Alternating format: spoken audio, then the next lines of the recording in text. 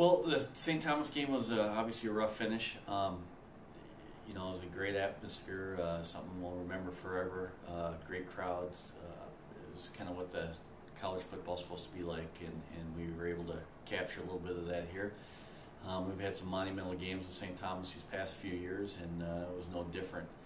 You know, we're extra point away from going into double overtime. The positives with the game, obviously we know the negatives. The positives with the game were I thought offensively we responded. Every single time they scored, we came right back and scored, you know, the entire game. So we were always answering what they were doing. Again, even in overtime, they go down there and score, and we respond with the score. So again, you know, it's a lot more than just one extra point miss in that game or the interception. We made mistakes throughout the game that certainly would have changed the direction. But you know, football's a game of mistakes. There's mistakes made on every play, and you hope that you know, obviously in big games they get magnified more, and when you lose, it's even magnified even beyond that. So at this point, there's not much we can do. We got to move on, and we got this big game against Bethel this week. This is, I think, the fourth time this year we've played an undefeated team.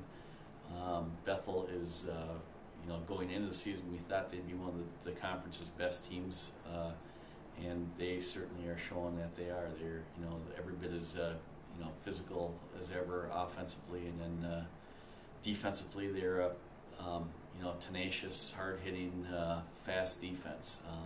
One play they're going to blitz you 7. The next play they sit back and they zone you with 8 guys. So it's one of those games where, you know, we're going to have to be on top of it. They're not a team that you can game plan quite as well. They'll blitz in different situations. Sometimes it'll be a 1st and 10, the next time 3rd and 5. So you know, it's a different. You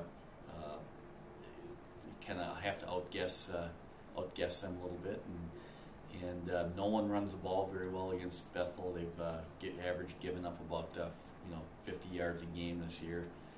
Much like last year's team, you have to be able to throw the ball, and we hope we can throw the ball enough, and we feel confident we can hang our hats on a couple of running plays, and hopefully that's enough to pull out a win against these guys.